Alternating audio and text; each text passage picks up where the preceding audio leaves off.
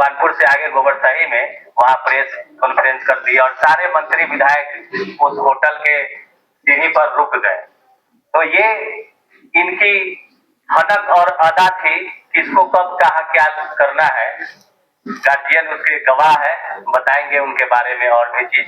अब हम इसी कड़ी में जयप्रकाश जी को आमंत्रित करते हैं। आशीष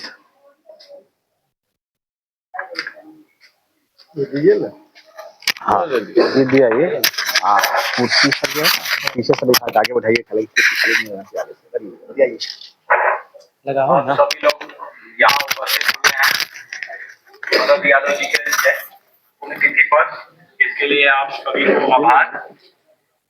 आज शरद यादव जी का पुण्यतिथि है। इनका जन्म 1 जुलाई 1947 को हुई थी, जो मध्य प्रदेश में है।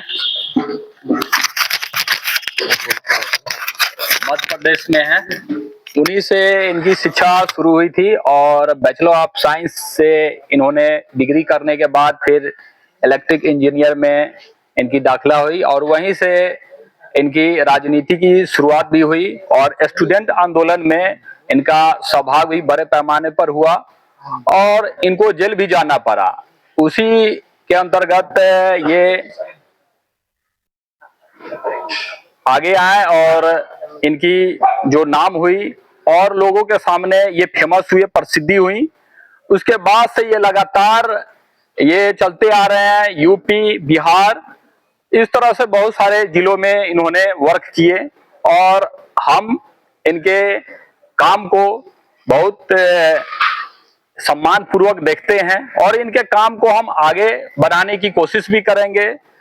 और कारण कि हम लोग क्या करते हैं, बहुत सारे जो हमारे महान पुरुष हैं जैसे कि शरद यादव जी, कर्पूरी ठाकुर जी और महात्मा फुले, बाबा साहब, इन सब की हम पुण्यतिथि मनाते हैं।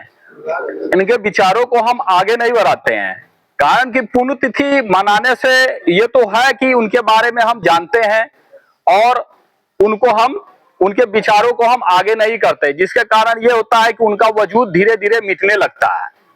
तो ऐसा नहीं होना चाहिए, क्योंकि इनकी विचारों को अगर हम आगे ले जाएंगे तो हो सकता है इनका जो पीछा जो छूटा हुआ जो लक्ष्य है, जो उद्देश्य है, उनको हम आगे बढ़ाने में कामयाब हो जाए।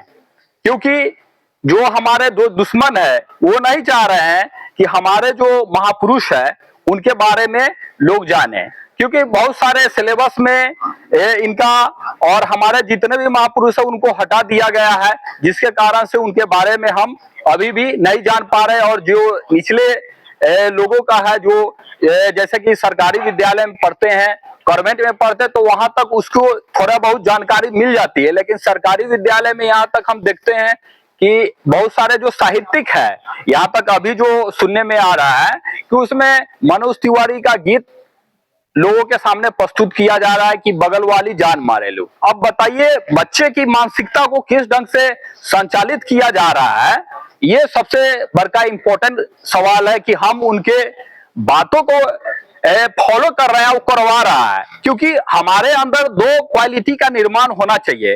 पहला, अभी जो देख रहे हैं जो बहुजन समाज में है, वो फॉलोअर सबसे ज्यादा बड़े पैमाने पर उत्पन्न हो रहे हैं, लीडरशिप की कमी हो गई है और हमारे जितने जो महापुरुष है उनके गुजरने के बाद हम अगला नेतृत्व नहीं दे पा रहे हैं और उनका जो दुश्मन का है वो स्टेप बाय स्टेप सब में उसका चेन सिस्टम बना हुआ है। जैसे कि अभी बाबा जो आते हैं उसका भी चेन सिस्टम बना, उनके गुजरने के बाद एक और बाबा नए सिरे पर खड़ा हो जाते हैं।